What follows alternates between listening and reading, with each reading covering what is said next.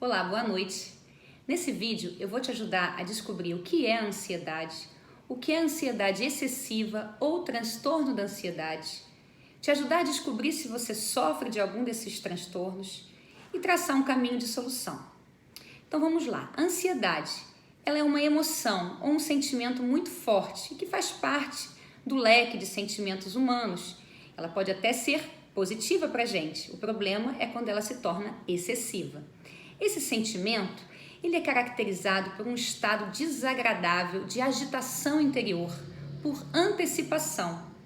Explico. Ela se difere do medo. No medo, a gente tem uma resposta a uma ameaça real. Essa resposta a essa ameaça, ela pode ser também apenas percebida e não ser real, mas ainda assim ela é medo, não é ansiedade.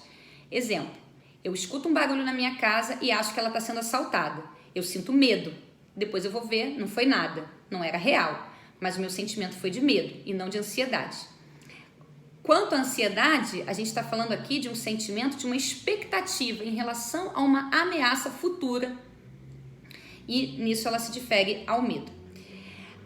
Então, os transtornos de ansiedade, a gente tem aqui o transtorno de ansiedade generalizado. Por que generalizado?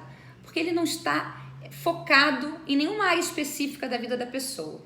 É aquela pessoa em que todas as questões do dia a dia geram muita preocupação, muita sensação desagradável, né, de agitação interior, seja o trabalho, seja a família, seja a questão de dinheiro, de saúde, segurança, carro, tudo aquilo gera muita preocupação e muito estresse.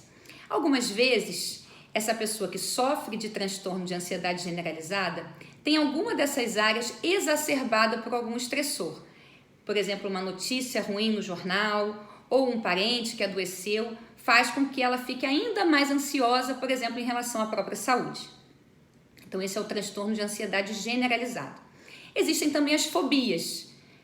Nas fobias, a gente tem aqui um foco num problema mais específico. A pessoa, por exemplo, tem uma fobia de barata e ela vê uma foto de uma barata. A barata não está presente, mas só de ver a foto, ela já antecipa aquele sentimento ruim. Ou a pessoa tem fobia social, ela não está falando em público, mas só de imaginar uma situação que ela vai ter que falar em público, ela começa a sentir aquela sensação desagradável a ponto de ficar disfuncional. Na síndrome do pânico, esse tipo de preocupação, de sentimento desagradável chega ao ponto de virar uma somatização. A pessoa pode sentir taquicardia, né, palpitação, fica suando frio, tem dor no peito, parece um infarto agudo do miocárdio, mas na verdade é pânico, é ansiedade, por alguma situação específica.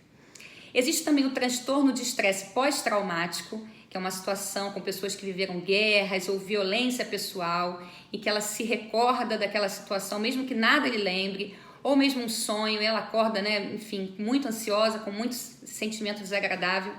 Esse seria o estresse pós-traumático.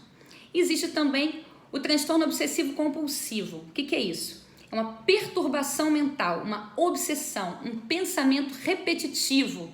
Que a pessoa tem aquele pensamento e para compensar aquele pensamento repetitivo, ela tem um comportamento compulsivo.